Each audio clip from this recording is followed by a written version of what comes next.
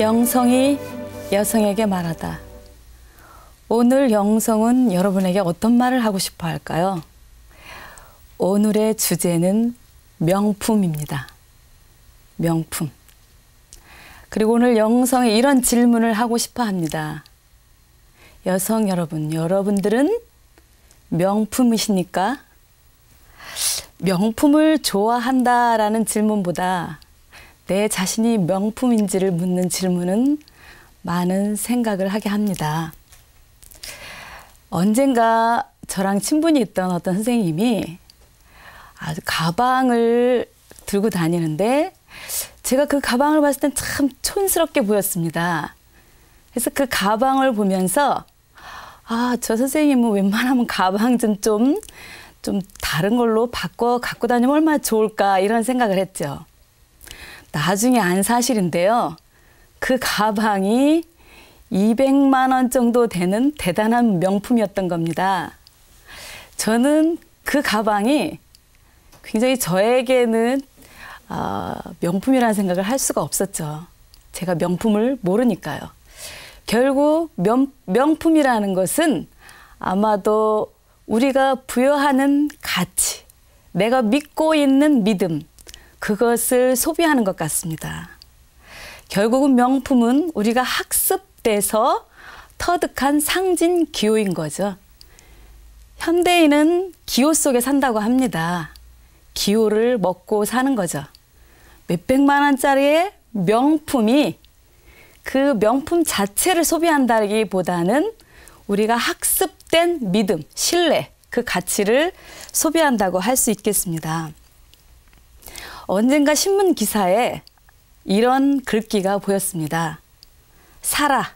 사대 폼나게 명품을 사라. 그러면 당신의 인생도 명품이 된다. 없으면 무리해서라도 사라. 소비는 곧 행복이다. 이 기사글을 읽으면서 왠지 굉장히 화난 듯한 그런 글귀처럼 다가왔습니다. 이제 반어적인 표현이죠. 명품을 사용하면 명품이 되는 것처럼 과시하는 사람들에게 보내는 비웃음이기도 하겠죠. 과연 명품을 사용하는 내 자신이 명품이 될까요? 왜 명품을 사용하냐고, 왜 명품을 좋아하냐고 물으면 많은 여성들은 이렇게 대답합니다. 대우가 달라요. 친구들의 시선이 다르게 느껴집니다. 그냥 있어 보이잖아요. 좋잖아요. 라고 대답을 합니다. 결국은 명품을 선호하는 것은 있어 보여서 좋은 것, 심리적인 만족감, 그리고 신분 상승의 환상이기도 합니다. 부유하지 않지만 부유해 보이는, 있어 보이는 그런 환상. 그리고 그 명품이 마치 나를 더 괜찮게 만들어준다는 희망이죠. 핸드백 하나가 월급 한 달 값이라면은 과연 그 핸드백이 저에게 행복을 줄까요? 잠깐의 만족은 지연시켜 줄 수 있을지 모르지만 우리에게는 그 욕망의 자리가 점점 커져간다고 생각이 듭니다. 불행의 자리가 커져가는 거죠. 욕망의 자리는 곧 불행의 자리라고 할 수 있습니다. 불행의 자리가 커진다는 것은 무엇을 의미할까요? 일단 첫 번째는 그 유명 브랜드가 우리 자아의 자리에 앉아 있다는 겁니다. 어느 날 많은 아이들이 신발을 쭉 벗어놓고 서로 신발 메이커를 보고 있는 겁니다. 그러더니 한 아이가 야, 얘 신발은 가짜야, 가짜. 이게 내 신발이 진짜라니까. 뭘 보고 그렇게 말하는데? 옆에 아이가 물어봤습니다. 우리 엄마가 그러는데 이런 마크가 있는 것이 이게 진짜래. 저건 싸구려야, 싸구려. 그 유명 브랜드 마크가 없는 아이는 기가 죽어서 그 신발을 만지작만지작하고 있었습니다. 저는 그 장면을 보는 순간 그 아이가 마치 또 그 신발이 된 듯한 그러한 초라함을 볼 수가 있었습니다. 결국은 신발이 그 아이의 자아가 된 거죠. 자신의 존재감이 된 겁니다. 이렇게 유명 브랜드로 자신을 이렇게 허세와 어떤 자랑거리로 삼는 아이들은 결국은 어른이 돼서도 있어 보이는 것으로 자존감을 채우려 하지 않을지 모르겠습니다. 두 번째는 그 소유가 나의 존재감을 높여준다는 그런 자만이죠. 제가 오래전 미국에서 유학 시절에, 오래전이었죠. 그 미국 사람들이 저한테 다가와서 I like your shoes. 난 너의 신발이 참 좋아. 네 신발 색깔이 참 마음에 든다. 이런 말을 하면 저는 굉장히 어색해서 마치 신발을 벗어줘야 되는 것처럼 그런 생각이 들을 때가 있었습니다. 그리고 그 사람들이 그 옷이라든가 신발을 참 그거 나 마음에 든다고 하면 그 물건을 착용한 사람은 너무 즐겁고 기쁜 마음에 땡큐 그러는 거예요. 근데 그 장면이 저한테는 굉장히 어색했죠. 그때 저는 이런 생각을 했어요. 우리나라 사람들은 안 그러는 것 같은데 왜 이 사람들 왜 이러지? 왜 자기가 착용한 물건이 자기가 된 것처럼 의시되지? 라는 생각이 들었는데요. 그 다음에 제가 우리나라에 돌아오니까 똑같은 풍경이 벌어지고 있는 겁니다. 신발을, 그리고 옷을, 가방을 칭찬할 때는 마치 그 사람의 존재감이 높게 보여지는 겁니다. 그래서 우리는 그걸 칭찬할 때 감사합니다. 아주 즐겁게 응답을 하죠. 한번 생각해 보십시오. 여러분들이 사람들을 만날 때, 그리고 첫 출근해서 월요일 날 다른 직원들을 만날 때 첫 인사가 무엇입니까? 와, 오늘 미스긴 가방이 바뀌었네. 와, 오늘 옷이 멋있네. 오늘 머리가 참 뭔가 다르네. 라는 이야기를 할 때 으쓱대며 기분 좋아하죠. 혹시 여러분들이 누군가 오래간만에 만났을 때 주말에 행복하게 지냈습니까? 아니면 주말에 무슨 생각을 하고 지냈어요? 혹시 내면의 안녕을 물어본 적은 없습니까? 우리가 외적으로 보이는 것에 대해서 너무나 집착하고 있는 건 아닌지요. 세 번째로는 이런 것들이 우리의 감각을 더 감각적으로 충족시켜주면서 의지가 박약해진다는 겁니다. 여러분들이 기억이 나겠죠. 얼마 전에 밴쿠버 올림픽에서 우리를 행복하게 해준 김연아 양이 정말 언론에서 대단한 그러한 우리에게 기쁨을 주고 여러 가지로 김연아 선수에 대한 칭찬이 자자했죠. 심지어는 김연아가 대한민국을 먹여 살린다 이렇게 말할 정도로 언론에서 야단버석이었습니다. 또 어느 언론에서는 경제이익이 6조 원이다라는 말까지 했습니다. 근데 누군가 이 6조 원을 계산을 했는데요. 저는 1,000만 원만 넘어도 계산이 안 되니까 맞는지 모르겠습니다. 6조 원을 계산해 보니까 한 사람이 5,000년 동안 쉬지 않고 한 달에 1,000만 원을 모으면 겨우 6천억 원이 될 수 있다고 합니다. 5,000년 동안 쉬지 않고 한 달에 1,000만 원을 그대로 모으면 6천억 원. 6조 원 어떻게 계산이 됩니까? 저는 계산이 안 되는데요. 경제이익이 6조 원이라는 그런 이야기로 야단법석을 떨었는데요. 그 효과라는 것이 무엇입니까? 광고 효과, 자신감 효과, 강자와의 동일시죠. 이런 효과들이.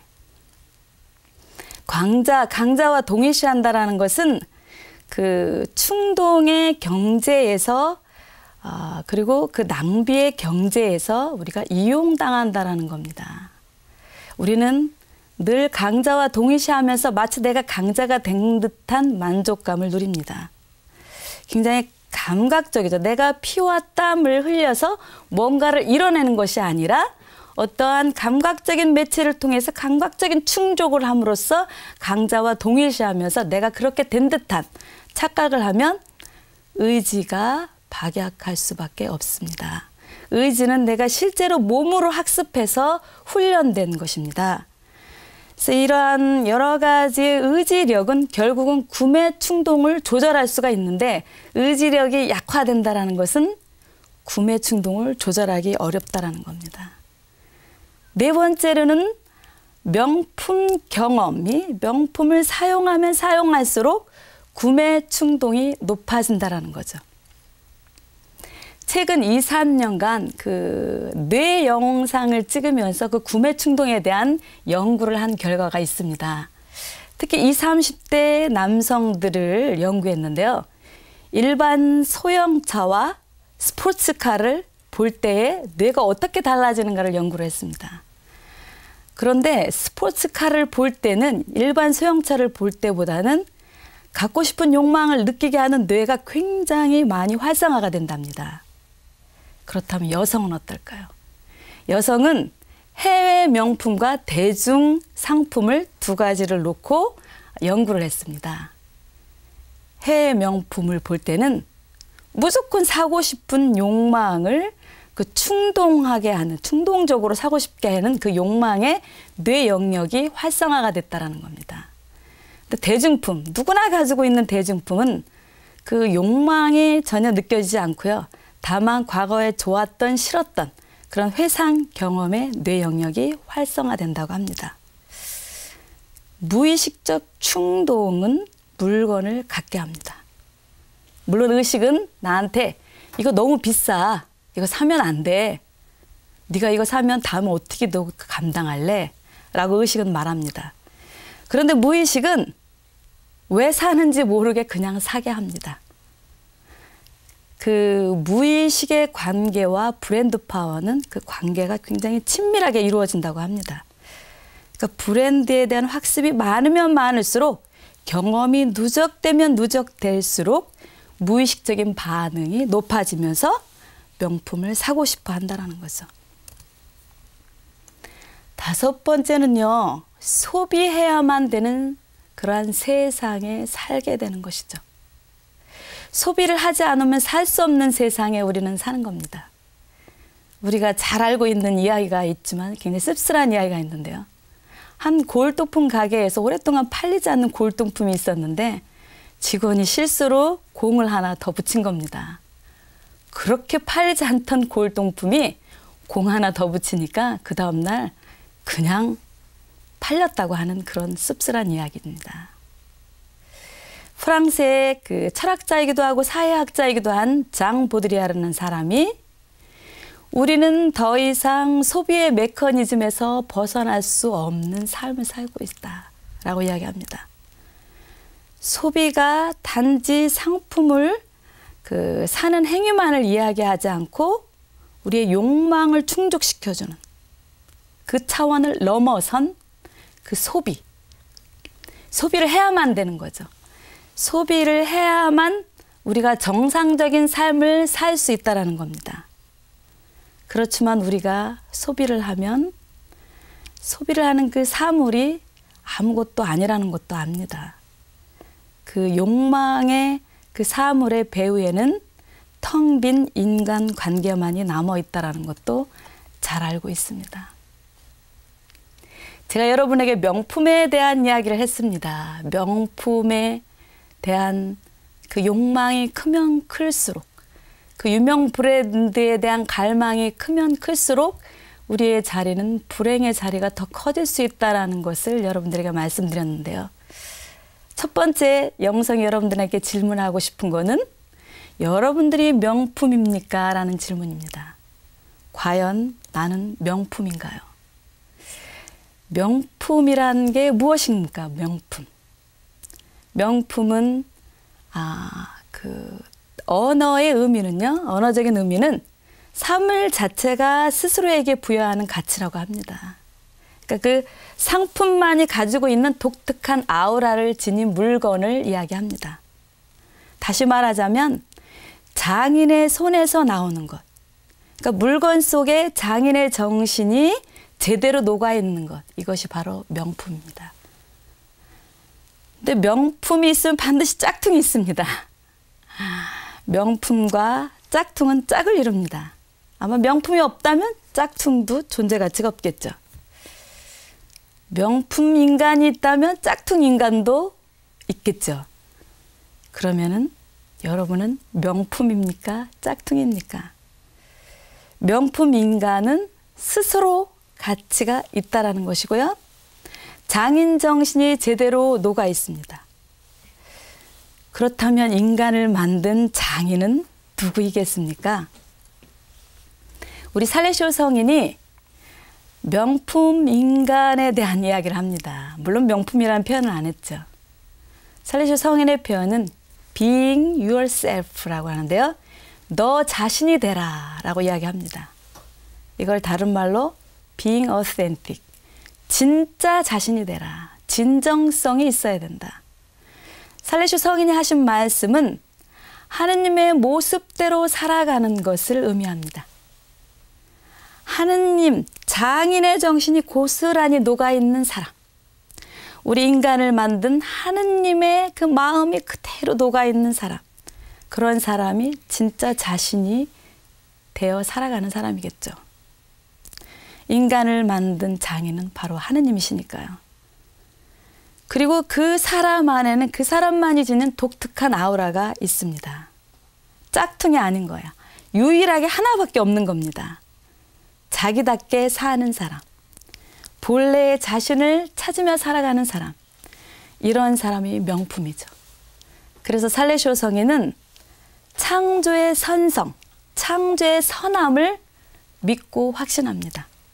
모든 사람은 선하고 아름답다라는 것. 이런 확신은 나만 아름다운 것이 아니라 너도 아름답다라는 것을 전제로 하죠. 하느님이 만든 모든 것들 안에는 그 아름답고 선한 속성이 다 들어있다는 겁니다. 그런데 우리가 살다 보니까 그 본래의 모습을 잃고 그런 척하고 살아가는 거죠. 그런 척하고 살아가는 것은 뭡니까? 짝퉁이라는 거죠. 척하고 사는 사람의 특성은 명품으로 과시하고 싶은 사람의 심리적인 욕구랑 같다고 볼 수가 있습니다. 타인을 지나치게 의식한다든가 그래서 솔직하지가 못하죠. 있는 그대로가 부끄러우니까요. 있어 보이고 싶으니까요. 그러다 보니까 솔직하지가 못하죠. 그런 사람들은 과장과 허풍이 지나치고 호언장담을 즐겨합니다. 허례허식을 좋아하고요. 그래서 처지에 맞지 않는 비싼 상품들로 자신을 내세우려고 합니다. 우리 신심생활도 마찬가지일 것 같아요. 남에게 내가 신심이 있다라고 보이고 싶어 해서 남들에게 과시하는 신심생활을 하고 있지는 않은지 모르겠습니다. 그러다 보니까 나도 나를 모르는 나로서 변해갑니다. 더욱더 나를 드러내기 위해서 본질적인 노력이 아니라 말빨을 키워간다든가 아니면 외적으로 고급 그런 상품을 사용하면서 나를 내세우려고 한다든가 그러다 보니 나의 모습은 점점 두터운 갑옷으로 쌓이게 됩니다. 결국 남들 앞에 보이기 위한 내가 되는 거죠. 여러분들이 그 유명한 그 마음의 녹슨 갑옷이라는 책이 있는데요. 거기에 로버트 피셔가 쓴 책입니다. 갑옷 속에 갇힌 기사에 대한 이야기입니다. 나도 모르는 나로 살아가는 그런 기사 이야기인데요.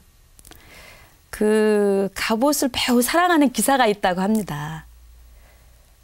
갑옷이 너무 갑옷을 좋아하다 보니까 갑옷이 내가 돼버렸어요. 갑옷을 입고 그 많은 약자들을 구해내고 갑옷을 입고 무언가 위대한 일을 했기 때문에 마치 갑옷이 나라고 생각을 하고 심지어 집에서 밥을 먹을 때도 잠을 잘 때도 갑옷을 입고 사는 겁니다. 그러다 보니까 같이 사는 가족들은 너무나 괴로운 거죠. 그래서 부인이 한 번은 당신이 갑옷을 벗지 않으면 나는 당신과 살 수 없다고 선전포고를 합니다. 갑옷 속에 갇힌 기사는 너무 슬펐죠. 그렇지만 가족과 함께 살고 싶어서 갑옷을 벗으려고 했습니다. 그런데 너무 오랫동안 갑옷을 입었기 때문에 갑옷이 벗겨지지가 않는 거예요. 그래서 예언자 멀린을 찾아가서 갑옷을 벗는 방법을 찾아내고자 여행을 떠납니다. 이 사람의 갑옷을 벗는 과정은 우리의 영적인 여정과 똑같습니다. 일단 첫 번째는 도전에 직면하죠. 갑옷이 전부인 줄 알았는데 그 갑옷을 벗어야 되는 현실을 직시한 겁니다. 그런데 갑옷을 벗어야 되는 현실을 모르면 갑옷을 벗을 수가 없죠. 문제와 도전을 인식한 겁니다. 그리고 너무 갑옷을 입고 살다 보니까 아들조차 아버지를 알아보지를 못한다는 현실을 봅니다. 현실에 대한 자가. 여기서부터 자기 인식이 시작되는 겁니다. 두 번째로는 침묵성이라고 하는데요. 반성과 성찰의 기회입니다. 타인의 말에 귀 기울인 적이 없는 자신을 보게 됩니다. 그러면서 나와의 관계가 회복되고 그리고 깨달음의 단계에 도달합니다. 자신의 필요, 자신의 욕망이 사랑이라고 착각했다라고 생각을 하는 거죠. 그 깨달음은 자신에게 엄청난 변화의 기회를 만들어줍니다. 이제 바로 타인과의 관계 회복입니다. 마지막으로 용감성인데 용감성은 내가 무언가를 해내는 것이 아니라 가지고 있는 것을 다 버리는 겁니다. 내가 알고 있는 것을 비우는 겁니다. 그래서 그 모든 것을 포기하고 자기 자만으로부터 벗어나는 것, 비우는 것. 그럼으로써 자기의 갑옷이 모두 벗겨지는 과정입니다. 이 갑옷을 벗는 과정이 바로 우리의 영성생활에 진보하는 과정이라고 저는 봅니다. 그래서 여러분들에게 다시 묻고 싶습니다. 나는 명품인가 아니면 짝퉁인가? 갑옷을 벗기 위한 여정에서 갑옷은 이러한 도전을 받습니다. 당신은 당신입니까? 아니면 갑옷입니까? 우리도 이렇게 질문할 수 있습니다. 나는 나입니까? 아니면 내가 소유한 유명 브랜드입니까? 살레시오 성인은 나와의 관계가 진짜라면 이웃과의 관계도 진짜라고 말합니다. 명품 인간으로 산다는 것은 하느님의 눈으로 내 이웃을 보고 나를 바라본다는 것이고요. 이웃의 어떤 상황 안에서도 하느님의 시선으로 바라보는 것이 바로 명품 인간으로 산다는 것을 말한다고 말합니다. 그래서 참 나를 찾아가는 거죠. 살레시오 성인은 참 나를 찾아가는 여정 안에서 자신을 알고 참된 자신으로 돌아가라고 충고합니다. 그런데 그 참된 나가 한순간의 짧은 노력으로 이루어지는 게 아니고요. 한순간에 한 번 행하는 선행으로 이루어지지 않고 매일의 작은 성덕 안에서 내 이 내적인 마음 안에서 흘러나오는 마음 안에서 흘러나오는 거는 안과 밖이 똑같다라는 거죠. 내 마음과 행동하는 것이 일치한다라는 거죠. 명품 인간은 물리적인 나와의 정신적인 거리와 나와의 영혼과의 관계가 일치되는 것을 말합니다. 그래서 내가 명품이면 모든 것이 명품이 됩니다. 명품 인간은 그가 소유한 모든 것이 다 명품입니다. 명품을 한두 개 소유하는 것에 비교할 수가 없습니다. 마지막으로 여러분들에게 나인 것에 만족하고 나로 살아가자라고 초대하고 싶습니다. 살레시오 성인은 진짜가 된다는 것은 이웃과의 관계에서도 진짜가 된다고 이야기합니다. 그래서 여러분들이 우리가 마지막으로 나 자신에게 한번 질문을 해봅시다. 나는 누구일까요? 나는 혹시 두꺼운 갑옷을 입고 살고 있지는 않은지요? 과연 하느님 보시기에 나는 누구일까요? 나는 나를 알고 있나요? 나는 나인 것에 만족하나요? 나는 나인 것에 행복한가요? 내가 나인 것에 행복하기 위해서 나는 무엇을 합니까? 이런 질문을 하면서 우리 살레시오 성인의 말씀으로 마침 기도를 하려고 합니다. 친절하고 관대하게 사는 사람은 늘 다른 사람과 진짜 진정한 관계를 맺고 사는지 자주 성찰합니다. 겸손하고 온유한 사람은 자신의 안과 밖의 소통을 이뤄내고 자신의 진짜 마음이 어디에 있는지 잘 압니다. 주님, 매 순간 제 자신의 안과 밖이 서로 소통하고 화합하여서 진짜 내가 누구인지 알게 해주소서. 나인 것에 만족하고 나인 것에 행복하게 하소서. 그리하여 남들 앞에 과시하여 있어 보이려는 짝퉁이 되지 않고 제 안에 하느님의 솜씨가 그대로 녹아 저만의 빛을 발하며 살아가게 하소서. 그리하여 온유하고 겸손을 사는 진짜 명품 인간이 되게 하소서. 아멘.